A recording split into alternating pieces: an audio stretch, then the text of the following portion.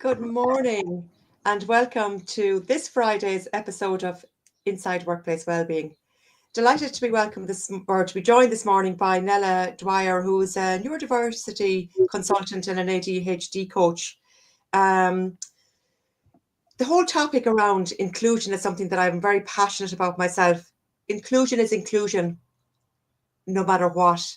It's bringing everyone to the table. And that's why I'm delighted that Nella is joining us here this morning to have this important conversation. Nella, you're very welcome. Thank you, Dolores. Delighted to be here.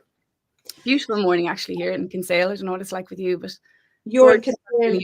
Yeah, it's not too bad here in Galway. It's bright anyway, and I'm looking out at the brightness. So that's always a good start. I'm just checking that we're live, and we are. So Nella, I'd love to start off, I suppose, by letting you introduce yourself to us. Because as well as being a neurodivergent coach, a consultant and an ADHD coach, you're also a singer-songwriter. And this whole blending of these two streams, I'd love you to talk to us more about it and about your journey from one to the other. And how did that happen? Oh God, we need more time. So I guess as you said, I've been a singer-songwriter. Since I've been gigging since I was 17. I won't tell you how old I am now. And had a lot of success with it. Always felt I was a bit different. Just thought I didn't fit in sort of anywhere. But that was put down to, I guess, being an artist, which a lot of artists can get overlooked when they are neurodivergent because we often are, they're flighty and they're creative or whatever. So I was never picked up. But so I guess I had a few number ones in Ireland. I sing in the biggest video game in the world, World of Warcraft. It's over 150 million players. I tour China, I tour the world with Video Games Live, or the orchestra and the choir as a singer, etc., etc. I work with a lot of Emmy and Grammy-winning composers. So one would think that I would just have stayed with that, and that was the plan.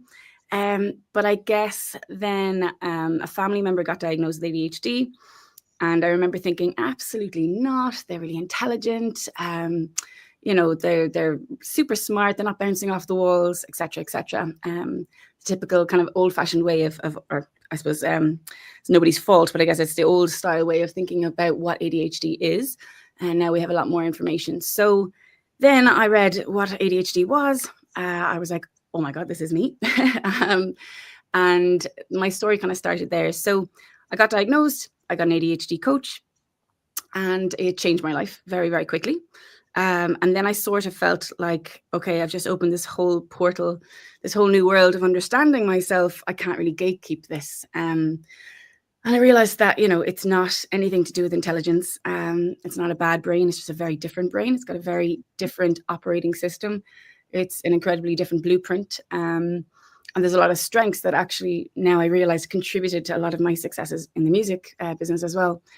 So I trained to be an ADHD coach, spent a year doing that. And for the last sort of 5 years, I've been coaching people one-to-one, from CEOs of multinational companies to C-suites of NGOs and multinational companies to solopreneurs, engineers, self-employed people, creative professionals.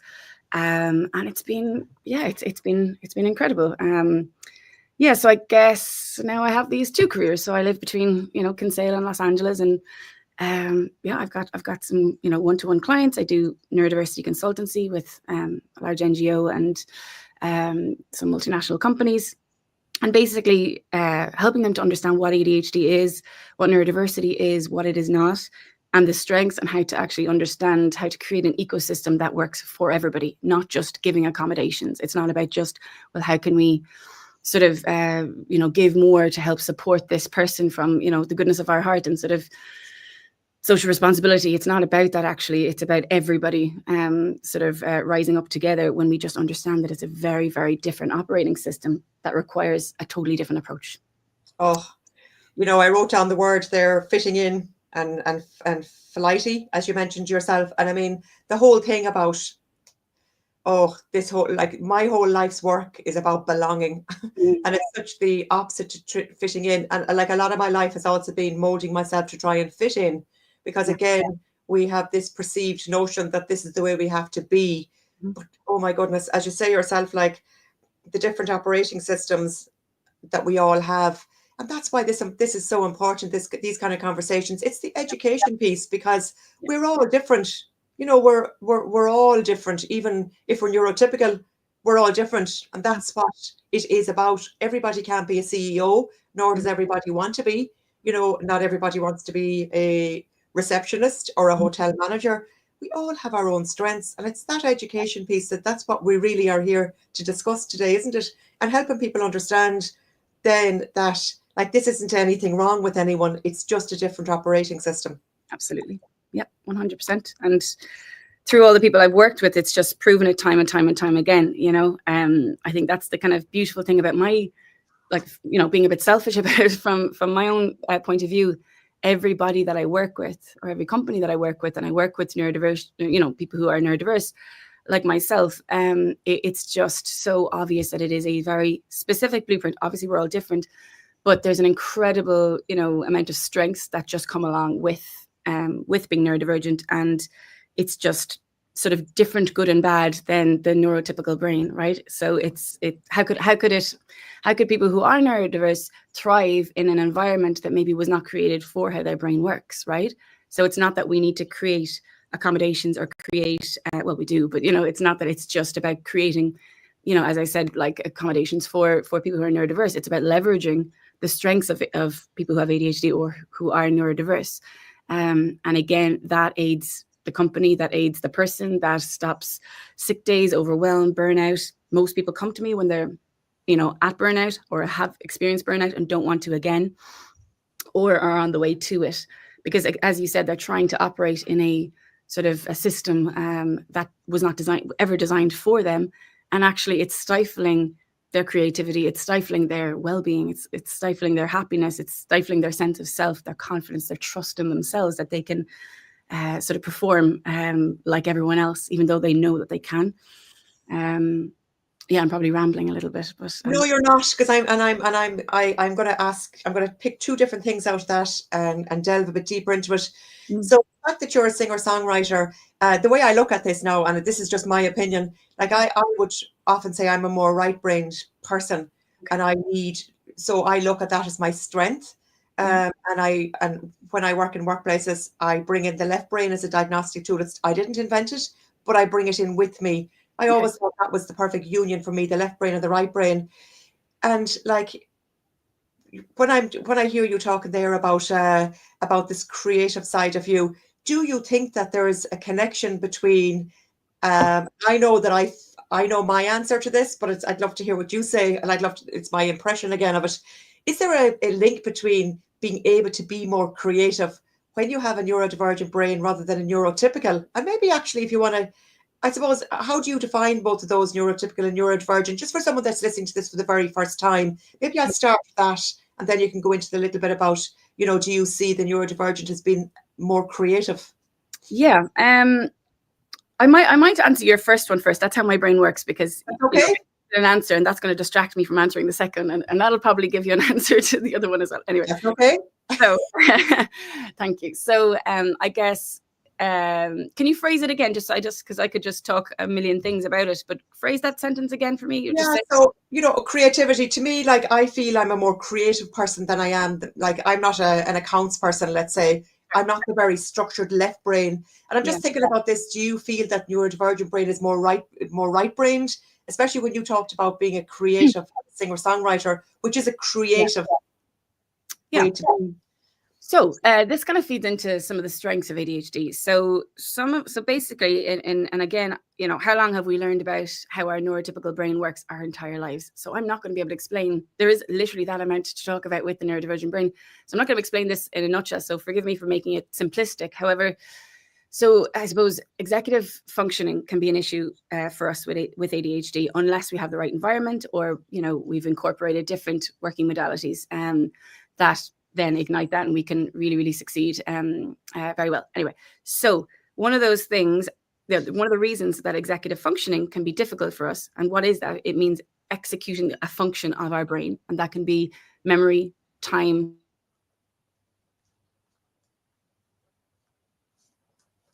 So my daughter just came to the door, and she's going off to work. I was like, no, wait. Oh, she's fine. Okay. and we get distracted easily. Anyway, so I guess the executive functioning, the reason I'm talking about that is because one of the strengths of ADHD is being great at problem solving, very creative. Okay, so they feed into each other. Why? Because ADHD brain, the H in ADHD is hyperactivity. So often we think that means physical. Actually, it means hyperactivity of the brain. What does that mean? We get lots of thoughts at the exact same time. So those of us with ADHD have to, in real time, at all times, decide, so problem solve, decide which thought to execute. Okay, so if I'm getting 12 responses I want to say to Dolores, I have to, in real time, my entire life, execute the function of, or decide, problem solve in real time, which one I'm going to say to you, right? So that's why we can be very, very creative, because our brains are natural problem solvers. We're great in a crisis. You see a lot of people with ADHD who are in very high pressure environments and they perform very well. However, if we don't understand how our brains work, we can end up in overwhelm and burnout. So I'm talking, think, CEOs, stock market, police force, ambulance, anything actually that has a high pressure environment can be very good for us. However, and we often really, really outperform others. However, it can lead to overwhelm and burnout if we don't know what else we need. So I suppose to answer your question, is there a relationship between being creative and with ADHD? Absolutely. I've never come across somebody with ADHD who does not get incredible ideas. Again, for every strength of ADHD, for every symptom or trait of ADHD, on the other side is an absolute strength, 100%. I've just seen it. It's been studied. I've seen it every time. So, for example, being creative and getting, and being a great problem solver and being a innovative, thought generator, idea generator, business generator, idea generator is amazing. That's a strength. However, on the other side, when we get so many of them, that can be very overwhelming. It can be very overwhelming, and it can also lead to frustration that we haven't seen all of these ideas through to fruition. Then we feel like a failure, when actually my job is to kind of step back and go, hang on a second, you've had all these amazing ideas. It's just, we haven't been able to sort of approach it from a neurodivergent point of view of applying totally different working modalities to how we approach each one. And we can see them through. And then how could that be bad, right? So and it's not about glamorizing ADHD, absolutely not. It can be incredibly tough, but are we creative? Absolutely. Does that mean that we can't also be able to, I suppose you said the right and left brain, can we be type A or type whatever? As you said, everybody's different. Everybody's got a different, different strengths, different weaknesses, different symptoms, different traits. However, the blueprint of how ADHD works is very clear. Obviously, we all have different strengths and different traits and whatever. But I hope that answered your question. Absolutely. I mean, I love the way you describe it so well. I mean, the H, to me, the hyper, I never looked at it as in, I always looked at it as in the more physical. But when you say that it's hyperactive activity of the mind, yes, that really opens a huge portal for me to understand it better and to understand someone very close to me better. Yeah. And I suppose there's a reason why, if you have ADHD, you're 600% more likely, they say, to be an entrepreneur, to work for yourself. And that there's many reasons for that. I'm sure there is many reasons for that. Yeah. And I suppose I just think back, I always tell the story of, when I was 21, and if she's watching, hey, I worked in a gym, I won't say where, but maybe she's watching. Oh, it's funny. Anyway, and I remember asking requesting that the CEO comes into the boardroom to have a meeting with me, the receptionist, because I could see how she was operating the management teams was just not effective at all. And I could see a very, very clear, better way. And that's a strength of it. And she was like, who is your one? And somebody said to me after, you were actually right, but you have some cheek to bringing in the CEO, So we can often be, very good at problem solving. And that's when you can see friction at work sometimes, when you're being told what to do. ADHDers hate rules unless we come up with the rules, and we totally, authenticity is also very important to us. We come up with the rules with the person, and we absolutely believe in the rules. Then we'll be the biggest instigator of the rules, because justice sensitivity is also a strength of ADHD. Can I stop you there, actually, because I want to, so that's huge what you just said there. how then, or maybe you prefer me not to stop you, but like, No, it's fine. if someone with ADHD or the neurodivergent brain hates rules, Mm-hmm. and you say that causes real friction, this is where then do companies sort of, I suppose, it's at onboarding. If somebody is afraid, and there is statistics to say that a lot of people with neurodivergent brain don't say that because they're afraid they won't get hired.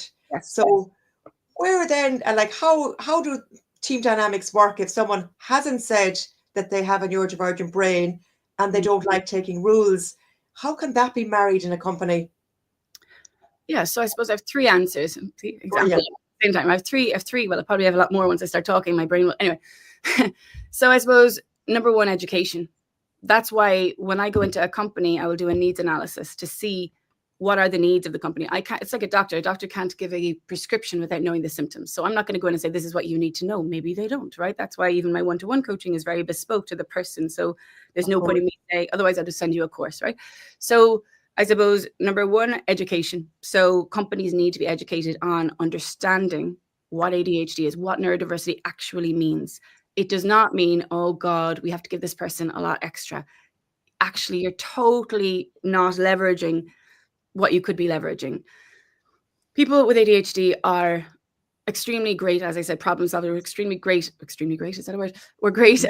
We're great at being creative. So there's Microsoft understand. There's a lot of big companies understand this. They're starting to implement it. But if there's a boardroom full of executives and they're trying to solve a problem, they know to bring in somebody with ADHD, because the person with ADHD go, yeah, just do this. Because again, the hyperactivity of the brain, we have to always try and problem solve in our brain which thought we're going to execute. And I'm kind of just like, there's so much to talk about. That's just one specific thing I suppose I'm going back to.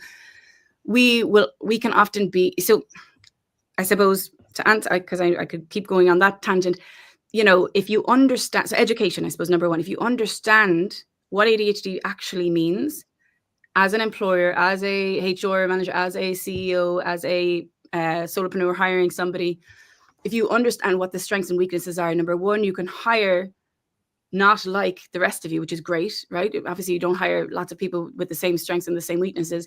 You understand that maybe that person is not the person to, do all the administration, follow up on lots of emails. Maybe they're the person that goes in with the design team to come up with all the ideas, or they have a creative way of doing the marketing, advertising, whatever it is, I had some back when I used to have like real jobs at 9 to 5 until maybe 24, 25.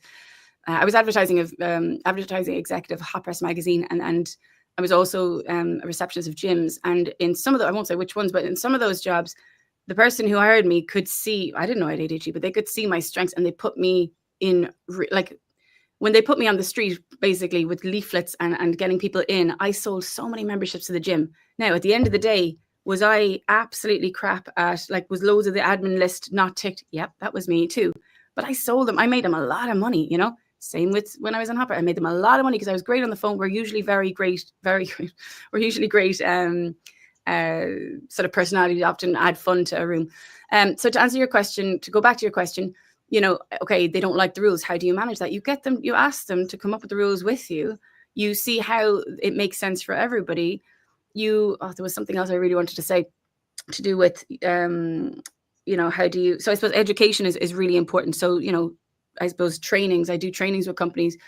Trainings are understanding all the strengths of ADHD, how you can hire and put people in roles that, how you can sort of understand when you're in the hiring process, the strengths of the person, so that you can put them in roles or environments. Environment is incredibly important for somebody with ADHD as well. And so I suppose, there was one more thing I wanted to say that was really important about hiring, education. Oh, I don't know, it's gone. It'll come back to you. But I love that. I think that is huge. The whole being in the right environment, because sorry. Can I interject, because it was a good point. I think helpful. So I had a client, and I worked with him for about a year, one-to-one client. When he came to me, he basically was one of the founders of the company, and he was not getting shares in the company because his performance review kept saying that his style of communication was not helpful. He was putting in very hard boundaries and it wasn't working. His time was not great, and there was something else. So turns out when he came to me, he said, I'm not getting shares in this company that I'm a director of, and maybe not director, sorry, I think he was just below that. So anyway, for whatever reason, the performance review basically was not designed for how his brain works. So we worked together, we implemented different time boundaries so that he was actually now, able to respond to people, telling them when, because people with ADHD don't have personal boundaries usually in place. And that's a whole other talk. But anyway, so basically, I'm trying to make this long story short, which never works out for me. I gave him a neurodiversity in the workplace manual I made up to give to his employer so that they could understand the reason why they hired him, the reason why he's incredible at his job, but also the things that, you're marking him on that isn't actually how his brain works. So what happened was they redid the performance review, understanding what they actually need to look at, because they weren't leveraging all of his incredible ideas, which is the very reason that he kind of was there at the beginning and the success of the company. And they were measuring him on what time he showed up or clocked in. They were measuring him, and ADHDers don't measure in time. We measure in dopamine. We measure in energy. Energy is so important for us, managing our energy and measuring things in dopamine. So, once they did that, they changed the performance review for everybody, that it would be, that it would make sense for everybody. And within a couple of months, he basically had, all the shares in the company. He was promoted. I think, I can't remember exactly the roles that they were. It was about a year or two ago.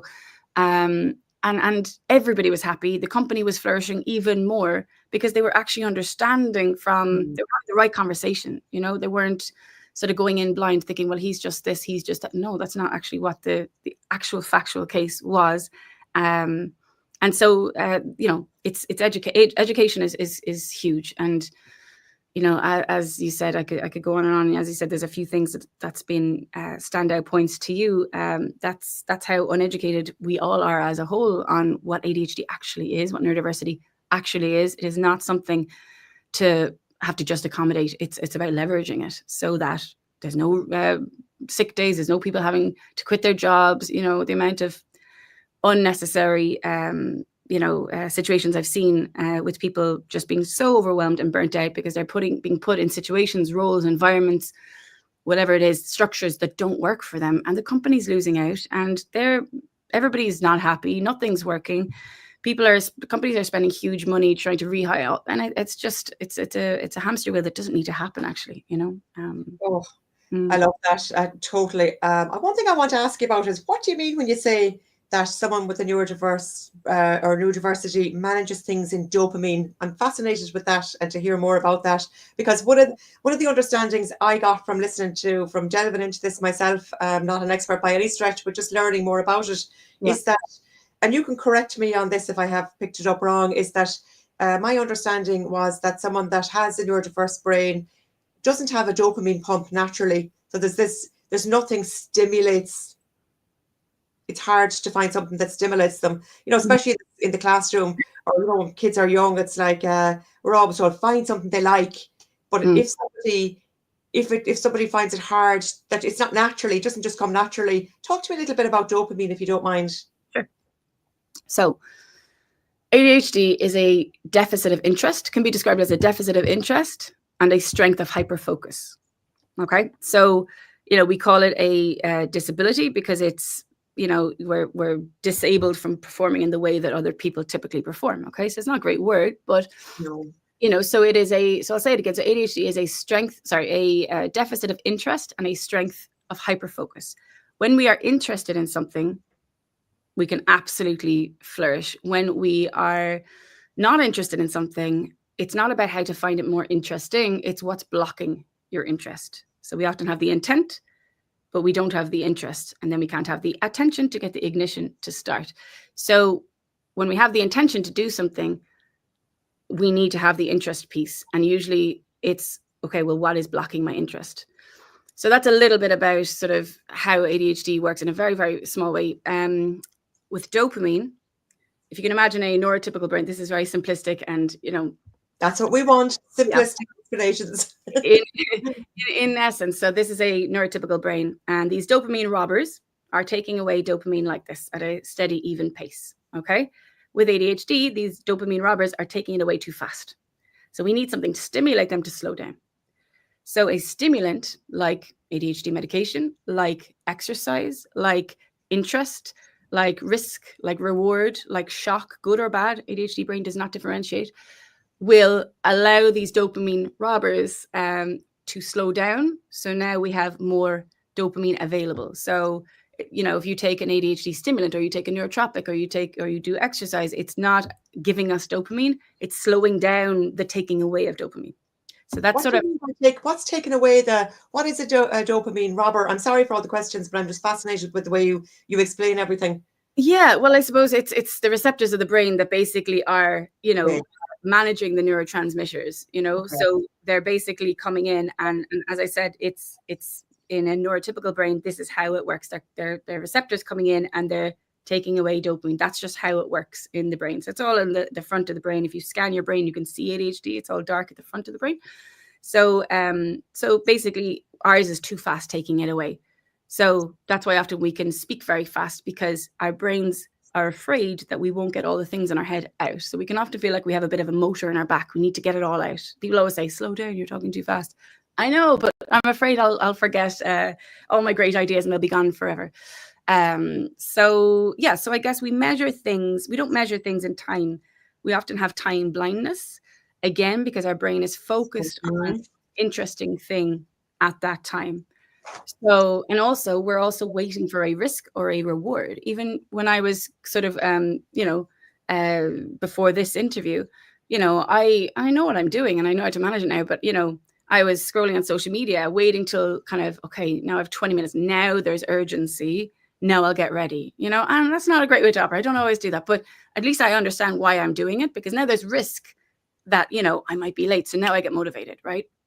Now, if I had done my personal training this morning, I wouldn't have probably done that. So it's about understanding that, you know, instead of going for the unhealthy forms of dopamine, which is, you know, that risk reward, waiting to the last minute to complete a task because we know we'll get it done then, or drugs, drink, alcohol, sex, whatever it might be, or gossiping or looking for drama or all the kind of negative things we don't want. If we incorporate exercise, which again slows down these dopamine robbers, helps our executive functioning, therefore helping our time, etc., then that really helps. So, you know, measuring things in time doesn't work for us. We measure it in excitement, in risk, in reward. So that's why when I work with somebody or with a company, they need to have anchors implemented in their week to build their life around. Otherwise, we can often stay in waiting mode. You know, and so yeah, anchors are incredibly important for ADHD. They're, I suppose, increments of things that we can build our life around. Even if you're self-employed, really important that you either are meeting Mary every day at 1 o'clock or something. Otherwise, we can just waste time and just sit in procrastination and waiting mode. So there's so many different working modalities once you understand how your brain works that you can apply that make you live a very, very happy, successful life without the overwhelm, without the burnout, without the anxiety, depression. You know, we often get misdiagnosed early with depression, but often that's because we have been operating from not understanding what we actually need. And that's a big part of what I do one-to-one with people, is helping them to kind of build their personal operations manual of how they work from the ground up again, because often we have no idea how people would even describe us. So, you know, understanding what our actual needs are, and they're very different needs to somebody who is neurotypical.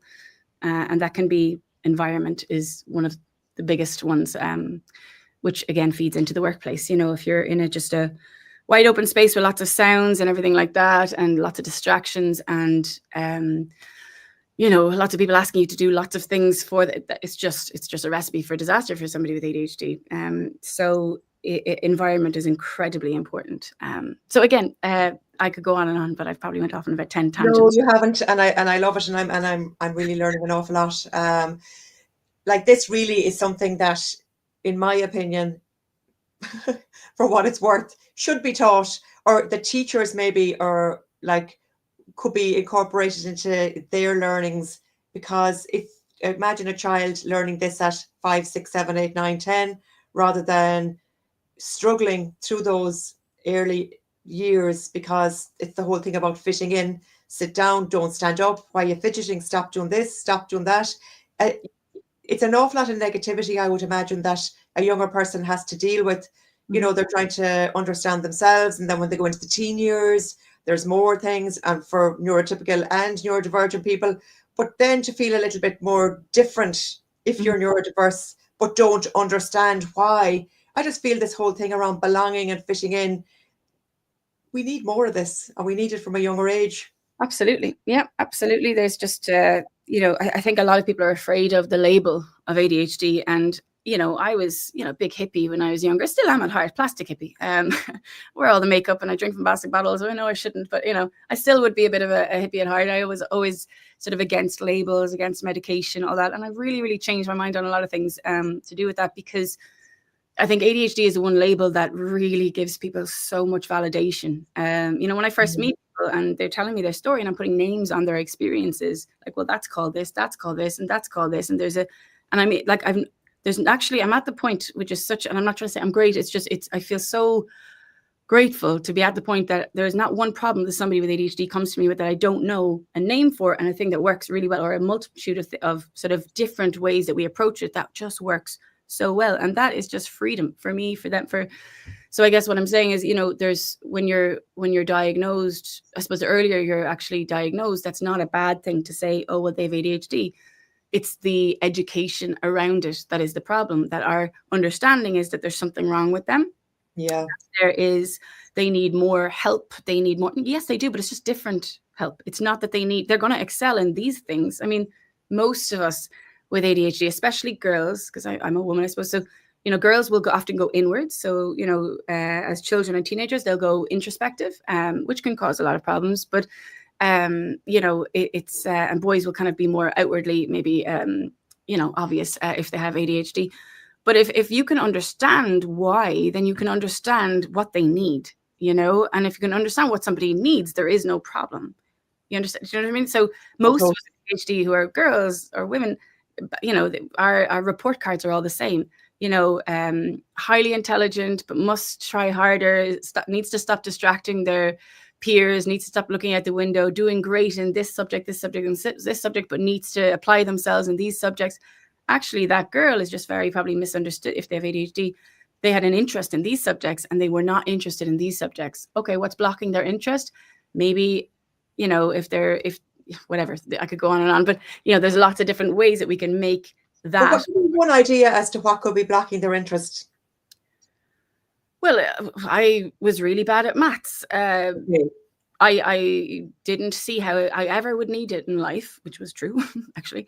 You know, I couldn't understand why I needed to learn this, because I'm much better and much more interested in English, history, music, biology a bit. You know, so for me, authentically, it didn't make sense that I needed to struggle and be really upset and work really hard at this thing that just wasn't going into my brain, because I'm not interested in it. I don't see how I need it. And I'm really bad at it. So now I'm running away because I feel shameful, and I don't have any trust or confidence in myself that I'm even going to be able to do it, because I keep being told, why are you not able to do this? You're bad at this, rather than maybe an approach that would have been like, okay, what way are you understanding this? Why are you not interested in this? Or you're not interested in this? Are you? No. Okay. What could make it more interesting? Okay. What about if we body double with another child, and, you know, you get to listen to, you know, your favorite TV show in the background? Because if somebody with ADHD is listening to something in the background that they're really interested in, now their executive functioning is working, and now they can actually focus.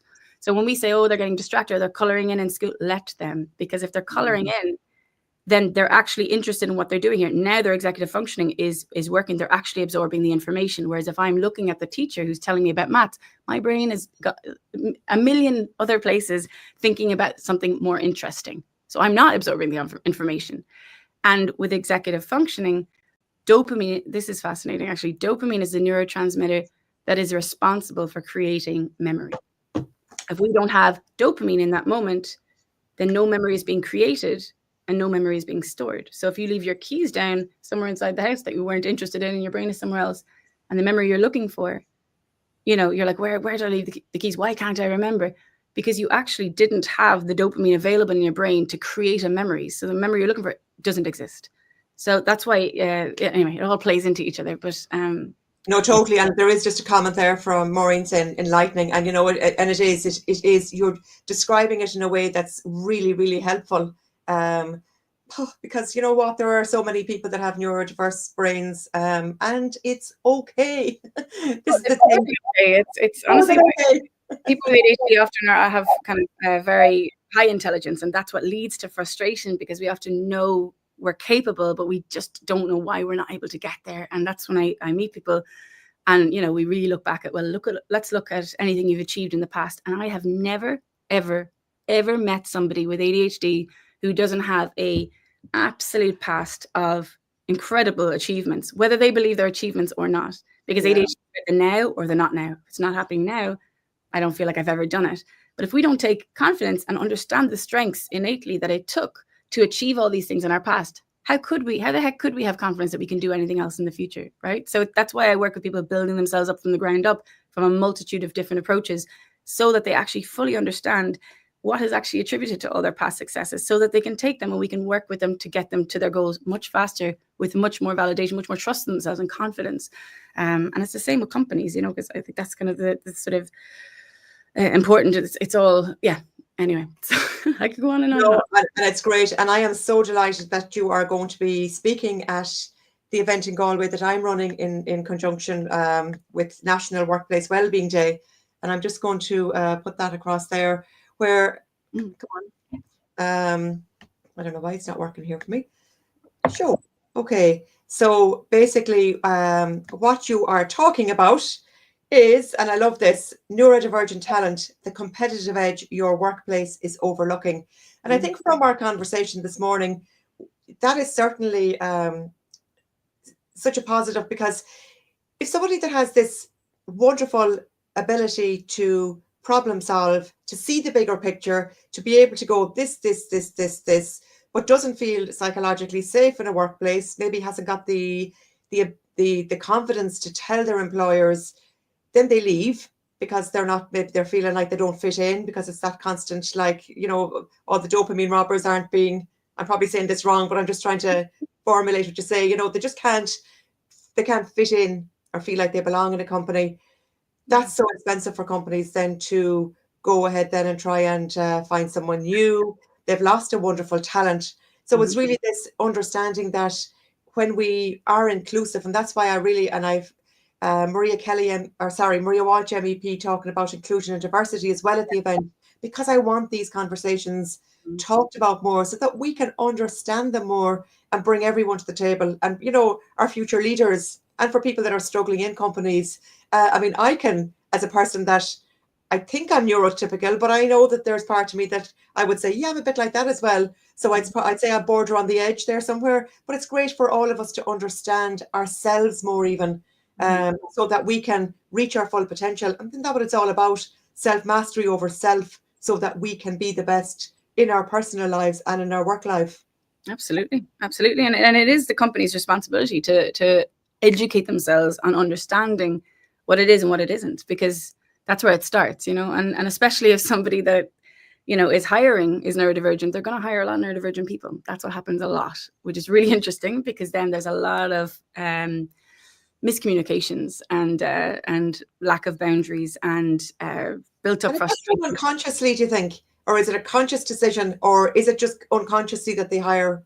Unconsciously. So ADHDers gravitate towards other ADHDers because our brains fire in the same way. When we're interrupting, we don't mind, because our brains are just firing in lots of different ideas. We can go back to the thing. That's how our brains work, because it's stimulating, because it's interesting, right? We're not just staying on the one point. So if somebody is hiring, you know, this is a whole other kettle of fish, but if somebody is hiring and they are, whether they know it or not, if they are neurodivergent or if they have ADHD, they will, or ADHD, autistic or ASD and ADHD, 70% of people who are on the spectrum also have ADHD. So if you work with ADHD, it usually helps their lives a lot, with a slightly different lens. But anyway, so yes, so they will hire people who they like, who are like them, who they can say, oh yeah, they're like me, I'm here. So that means they make sense to be here.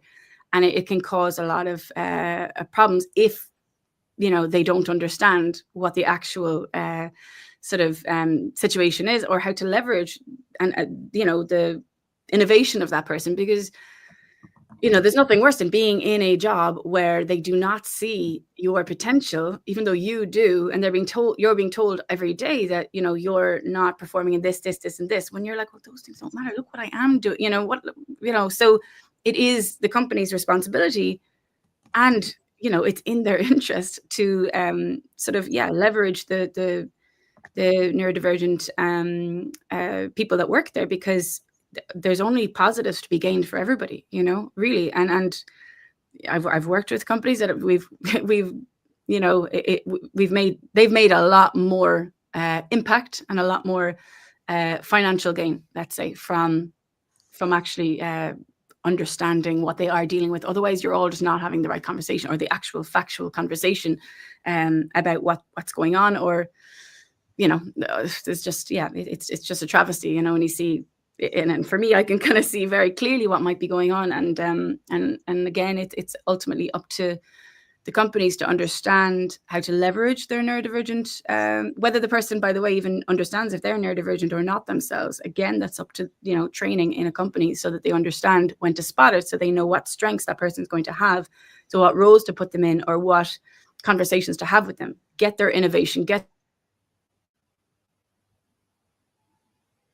I love that. I think we've lost you there temporarily, just you've frozen a bit, but I'm delighted that you're speaking at the event in Galway. Yes, you're back to us now again, but I'm delighted to have you in Galway. Speaking more about this, I have it there going across the bottom: the neurodivergent talent, the competitive edge your workplace is overlooking. And it's going to really add to the conversation so much. This is workplace well-being. This is what it's all about to me. I started off by saying my whole life journey is about the word belonging. Everything I do is around that, through my own life experience as well, and stop there again trying to fit in and mold myself. And it's about being allowed to be ourselves and bringing our strengths, because we all have strengths and we all have something to give. And especially in teams, why would we want all left-brainers? Why would we want all right-brainers? We blend everything together so that we have this wonderful balance of the innovative, the people that can talk and create, but then we also need the people to bring this into action, to bring these to do the accounts, to do everything. So and that to me is the essence of inclusion. Inclusion is inclusion. Bring everyone to the table. Nella, we could talk forever, and I know that for a fact, and I just love listening to you. Now, I know on your website, which I'm going to put up there, that you do have a free offering, because I know I have listened to it. You can tell us a little bit about that. I have that going across the edge there, ADHD, lifemastery.org. If you can let people know if they want to dip in and get that. Yeah, sure. Thanks. So, there's it's almost 1 hour free webinar all about sort of the beginning of understanding what ADHD is and what it's not. So you'll get a lot of understandings from that.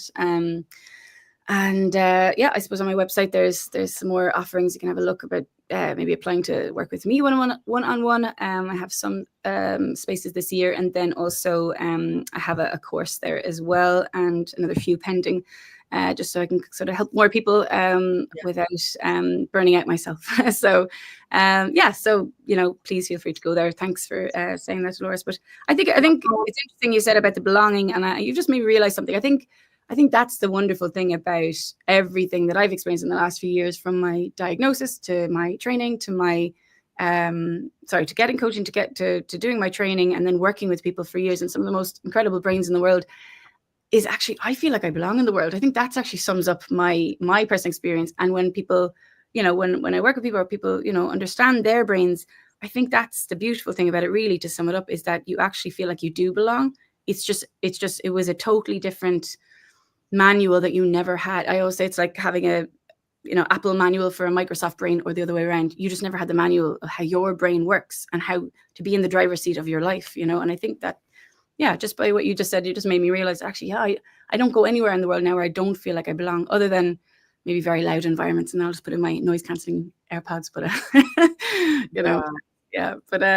so it's there's only positives to be gained for everybody, really, and I think that's not to glamorize it, but it's about flipping the script on people really understanding what we're talking about, not what, the old-fashioned ways of thinking about ADHD and neurodiversity, that it's just a bad thing. It's absolutely not. It's just not factually true, Anyway, I'll stop rambling. No, I know. As I say, I could listen to you forever. So if you want to hear Nella in person, where Nella will be speaking at the Workplace Wellness Reset event that I'm running in Galway in conjunction with IBEX National Workplace Wellbeing Day. Delighted to have her join us. I just soak up all this information. Again, the name of it is Neurodivergent Talent, the competitive edge your workplace is overlooking. That's what Nella will be speaking about. We also have Shay McConnon, who is the founder of An Even Better Place to Work. So he's going to be talking a lot about workplace culture. But again, like what Nella talks about here, Shay is very much about employee needs, a needs-driven approach. I think everyone that's speaking at this event is perfect for it for that reason, because it's all about how to feel like you belong. We also have Danielle Serpico speaking at the event, and she's an NLP master, and she's talking about, as well as lots of other things, also about the whole self-mastery over our mindset, and she's going to be leading us on a 10-minute hypnosis to get our confidence back. I can't wait for that.